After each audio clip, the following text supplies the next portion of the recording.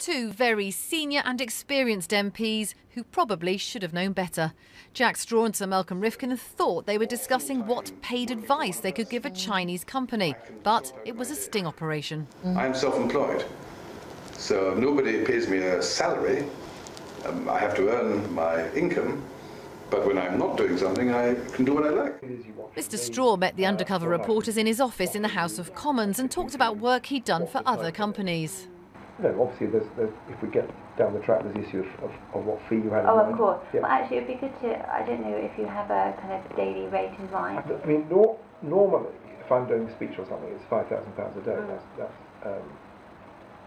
what I charge. Yeah. So have the men broken any rules? Well, MPs are prohibited from taking money to speak or vote in the Commons, but they are allowed to be paid for outside interests as a company director, consultant or advisor.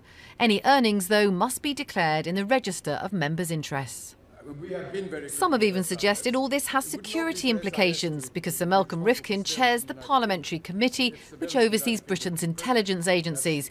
But he insists he's got nothing to be embarrassed about. These are sordid, unfounded allegations.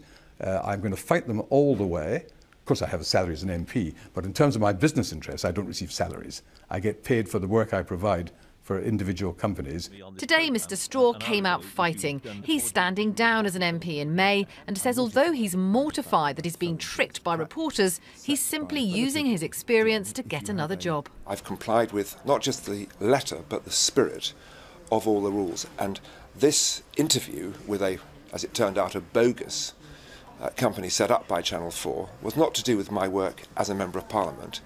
It was to do with whether I would work for them after I had retired. Sir Malcolm Rifkind and Jack Straw may not have broken any rules, but this has raised again the issue of whether an MP should be allowed to do outside work while they're sitting as a member of the Commons. Steps have been taken to increase transparency, so voters know what MPs earn and, crucially, who's paying them. But Labour say it's time to go much further.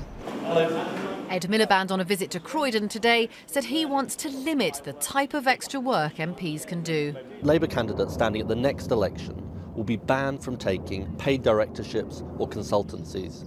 Today I'm writing to David Cameron to say he should do the same for his members of Parliament, because we've got to settle this issue of second jobs once and for all, so we remove any suspicion that MPs are working not for their constituents' interests but someone else's interests. What I see from the Labour proposal is actually not outlawing outside business or interests, but putting a new set of rules which would, for instance, allow someone to work as a trade union official but wouldn't allow someone to run a family shop or a family publishing business or such like. And I think that doesn't make sense.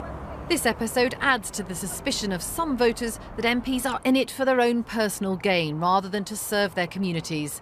But the Prime Minister says Parliament can be enriched by MPs having outside interests as long as they obey the rules.